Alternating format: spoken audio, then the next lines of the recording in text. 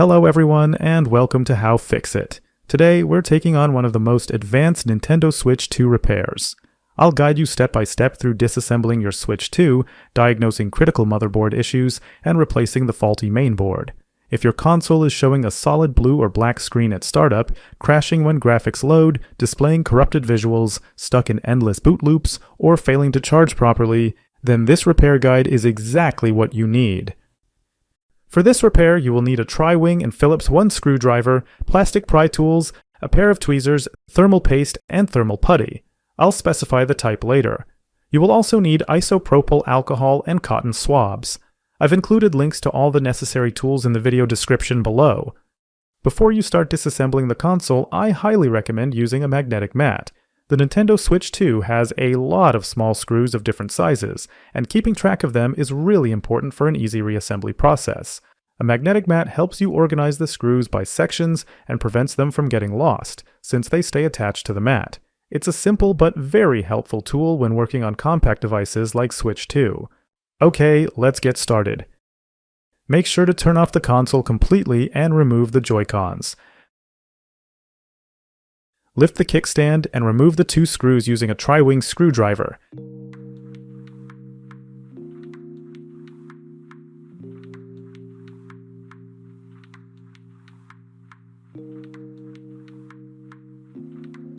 Next, remove the two screws near the charging port at the bottom of the console, as well as the single screw located at the top edge of the case.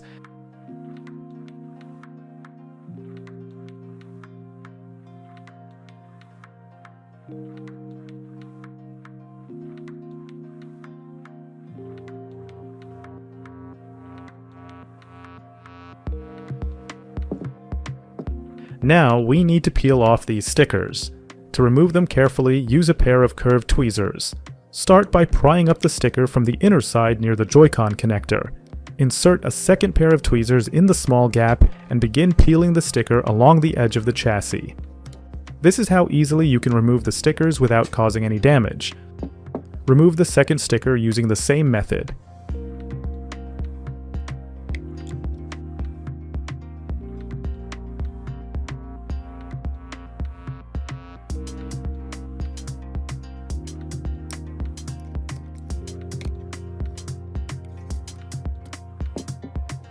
Remove the two screws located beneath each of the stickers on both sides.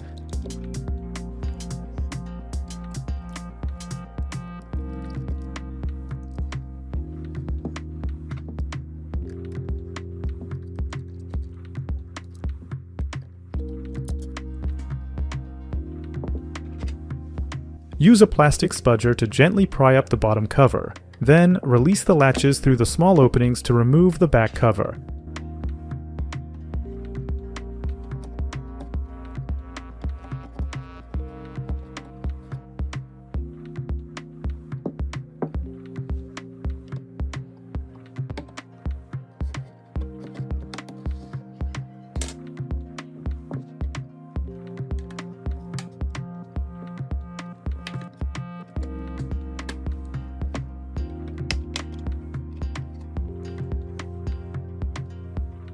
Remove the screws securing the antenna modules, then disconnect the antenna wires from the main board before proceeding to remove the metal plate.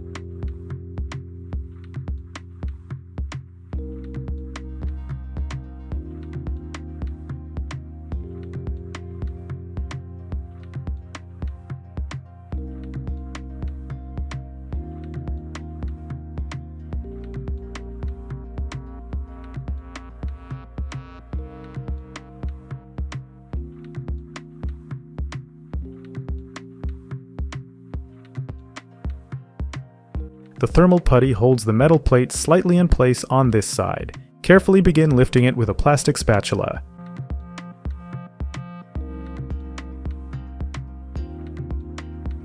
Disconnect the battery cable from the motherboard before proceeding to prevent any short circuits. Remove the 4 screws securing the heat pipe.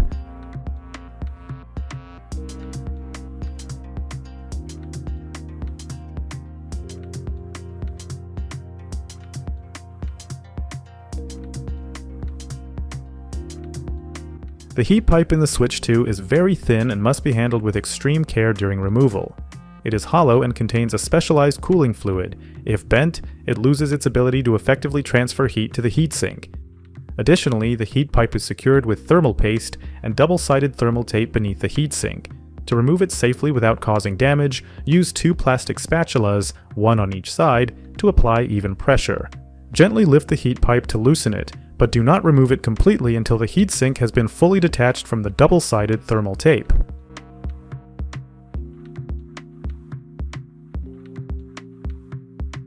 Remove the 3 screws securing the cooling fan.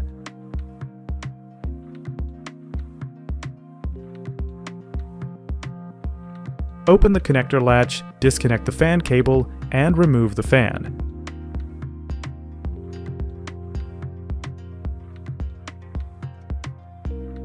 Unscrew the single screw, disconnect the cable from the main board, and remove the headphone jack module.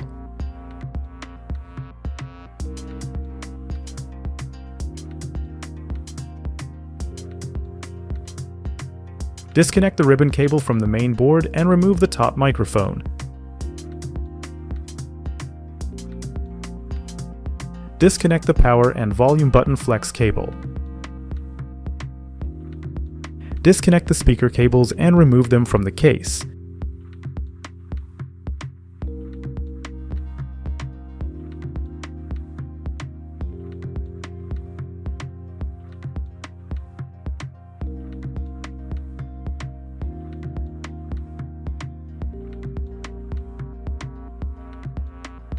Let's move on to removing the Switch 2 main board. First, disconnect the 2 cables from the Joy-Con connectors as well as the display cable.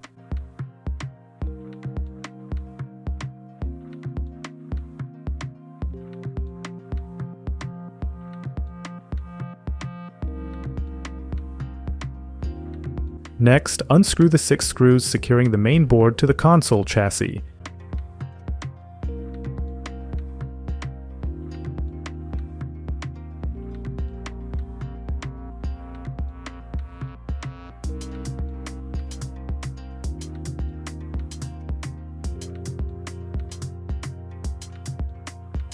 Removing the motherboard may require some effort, as it is held in place by 2 thermal pads on the back side. To safely remove it, use a plastic pry tool to gently lift the board from the top edge.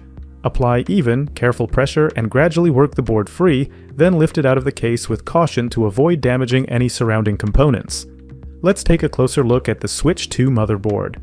All the main components are located underneath the shield plate. To remove it safely, use a plastic spatula to gently pry from below, working your way around the edges to release the tabs without bending or damaging the board.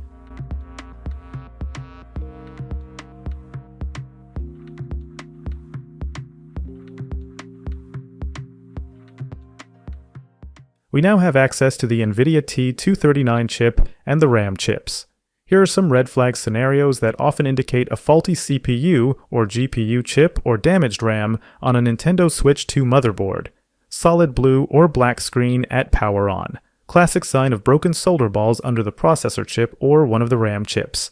Crash as soon as graphics load in a game suggests overheating or internal GPU damage within the T239 chip. Visual artifacts, corrupted textures, or color blocks during 3D rendering. Likely caused by failure in VRAM lines or the GPU core. Endless boot loop or firmware update that stalls, even after swapping in a known good UFS storage module, often points to defective RAM or a bad UFS package. Blue screen that responds to board flexing or heating points to microfractures under the CPU or RAM BGA solder. Normal charging current, but no video or backlight. And a cold CPU indicates that the T239 chip is not powering on at all. No Wi-Fi and Bluetooth plus blue screen faults, a sign of failure in the radio frequency subsystem integrated within the T239 chip. Before you blame the T239 chip, always try the quick fixes. Drop in a known good battery, replace the USB-C port, test with a fresh UFS storage module, and, if you're equipped, reflow the power management integrated circuit. If none of these restore functionality, the most likely cause is a faulty NVIDIA T239 chip or RAM, and the only reliable solution is a professional reballing of the chip or a full motherboard replacement. You will find a link to a replacement motherboard for the Nintendo Switch 2 in the video description below.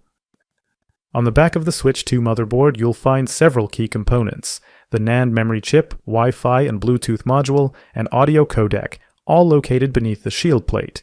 The Dialog power management integrated circuit and other power regulation components such as filters, inductors, and surge protection remain exposed.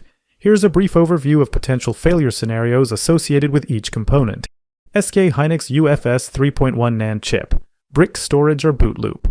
Corrupted boot partitions prevent the OS from initializing. System update failures. Bad blocks in the firmware region fail verification, causing update loops or errors. Slow or read-only performance. The UFS controller may fall back to a safe or recovery mode due to excessive retries or heat-related degradation. Shorted VCC pins. A hard short on the 3.3 volts rail inside the NAND package may cause the console to draw 0 amperes over USB, leaving it completely unresponsive. MediaTek Wi-Fi Bluetooth module, no wireless connectivity or frequent disconnects. High idle power drain when the radio frequency subsystem locks up or fails to sleep properly. Dialog power management integrated circuit, completely dead console with no signs of life. Unexpected shutdowns or blue screens under load. Charging failures while the system continues to run on battery. USB-C power not being routed or negotiated correctly. Realtek audio codec, no sound from speakers or headphones. Distorted or garbled output. However, before concluding that the chip is faulty, it's important to first verify that the speakers themselves are functioning properly. Microphone not detected, often caused by a bias pin shorted to ground or internal ADC failure. Peripheral power components. Blown surge protectors or damaged inductors may isolate specific power rails, causing partial failures like no backlight, no speaker output, or charging-only modes. A critical component in this group is the MAX77986 charger controller. This chip supports USB-C power delivery, up to 19 volts fast charging, smart power selector, reverse boost, OTG capability. Common failure symptoms. The console turns off suddenly and no longer powers on. The device draws no current via USB-C, caused by voltage spikes, moisture, heat, or poor quality accessories, chargers, cables, or power banks. Using an unreliable third-party charger during gameplay which can fry the controller and knock out the entire charge management circuit. If you've already replaced common parts like the battery, USB-C port, or tried reseating flex cables, yet you're still experiencing storage, wireless, power, or audio issues, the failure is likely rooted in one of these backside ICs or their power support components. At that stage, the only realistic repair path is micro-soldering rework or a full motherboard replacement. Links to replacement motherboards and recommended tools can be found in the video description below. Let's move on to installing the motherboard and reassembling the console. When installing the main board into the console case, ensure that a thermal pad is present on the back of the board as well as one on the console chassis. These thermal pads are essential for proper heat transfer and overall thermal management. Reinstalling the board without them can lead to overheating and reduced performance.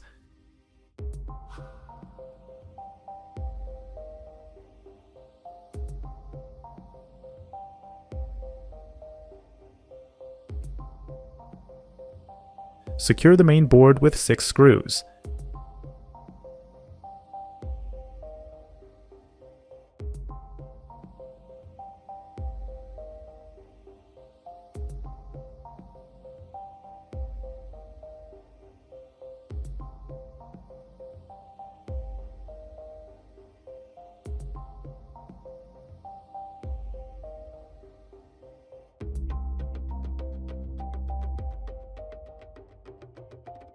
Connect the Joy-Con connector ribbon cables to the motherboard, ensuring they are properly aligned and fully inserted to maintain stable connectivity.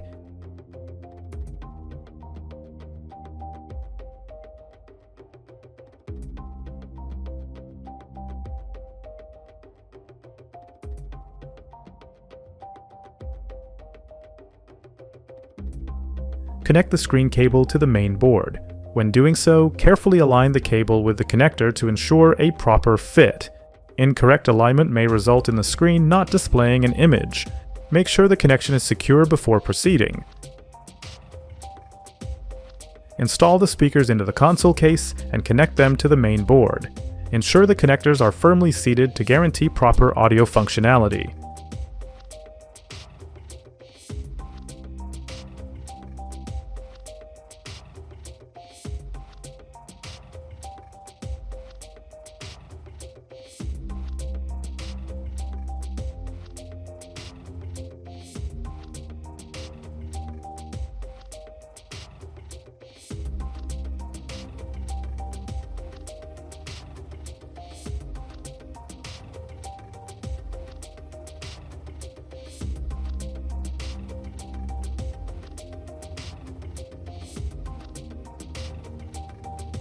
Install the ribbon cable with the power and volume buttons, making sure it fits securely into the designated grooves. This alignment is crucial for proper button functionality.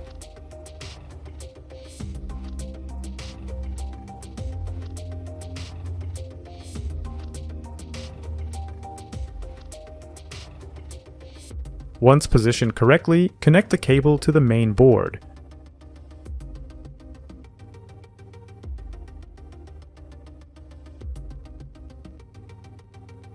Install the top microphone and connect its cable.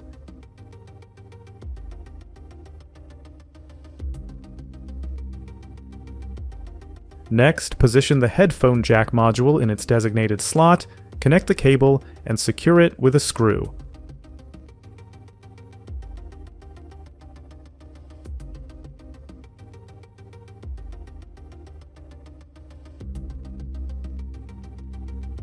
Install the cooling fan, connect its cable, and secure it with the 3 screws.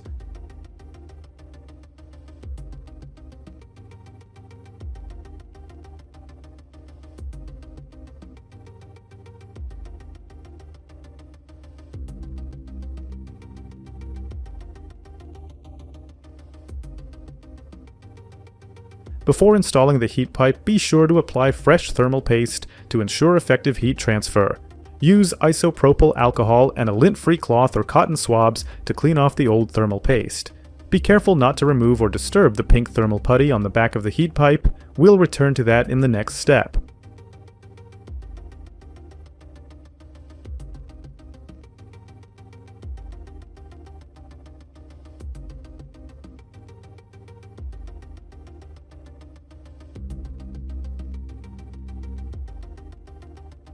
Since the contact boundaries between the base of the heat pipe and the chip surface are not clearly defined, I recommend applying thermal paste directly to the base plate. This approach ensures full coverage of the heat spreader area. Apply a small amount of thermal paste, something like Arctic MX4, Noctua NTH2, or Thermal Grizzly Cryonaut will work well. A rice-sized dot in the center of the base plate is sufficient. Then, using a plastic spatula, spread the paste evenly across the entire surface of the base plate. Additionally, you can remove the metal plate and apply thermal paste directly to the APU chip. For detailed instructions on this method, refer to my separate video guide on replacing the thermal paste on the APU. Place the heatsink back on top, making sure it's aligned properly, and screw it back down.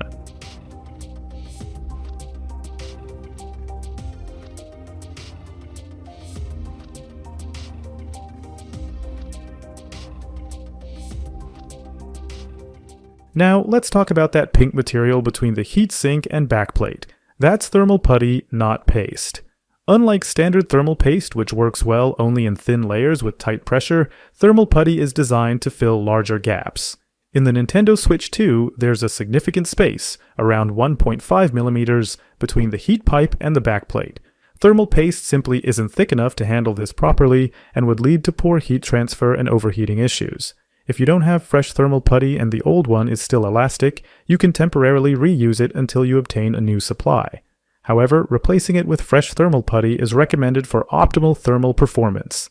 When selecting a suitable thermal putty, I recommend Thermal Grizzly Putty, which comes in 3 variants: Basic, Advanced, and Pro, each differing in thermal conductivity, consistency, and price. TG Putty Pro is unnecessary for this application. It is designed for extreme heat transfer scenarios such as servers or high-performance overclocking. Its thermal performance, density, and cost are excessive for a mobile console like the Switch 2.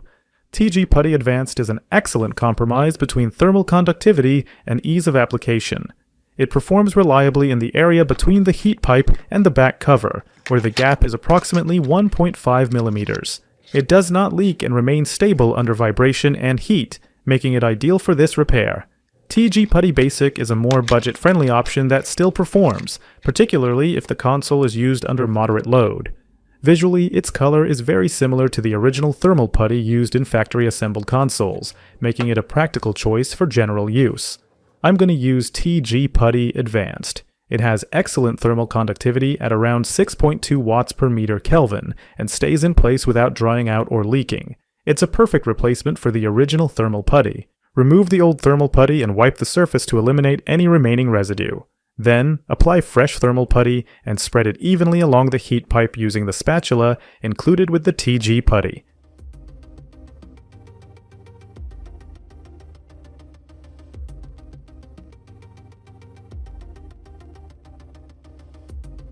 Ensure the layer is smooth and covers the contact surface thoroughly for optimal thermal conductivity. Install the backplate and secure it with the appropriate screws. The applied pressure will evenly distribute the thermal putty, forming the optimal contact layer across the surface of the heat pipe for efficient heat transfer.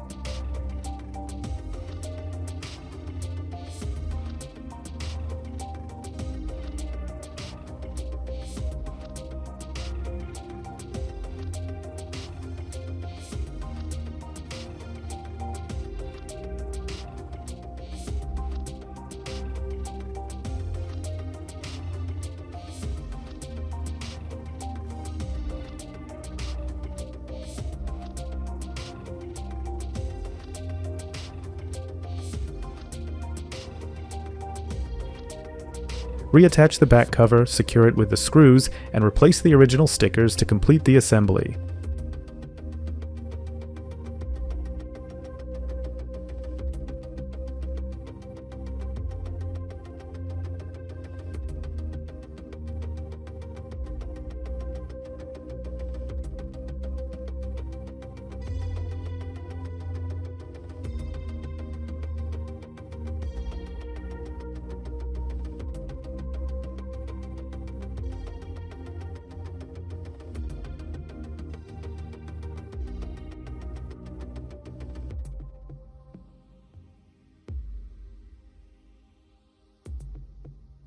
If you found this guide helpful, give us a thumbs up and subscribe for more tech tips and guides. Visit our website for more tech insights and do-it-yourself guides. Remember, every tech challenge is an opportunity to learn and grow. I really appreciate you watching my video guide. Feel free to ask any questions about Nintendo Switch 2 maintenance in the comments. By the way, if you're experiencing issues with your Joy-Cons or Pro Controller, such as analog stick drift or sticky buttons, check out my tutorial on cleaning and restoring your controller. For more details, refer to the helpful links in the video description. Thanks for watching How-FixIT, and see you in the next video.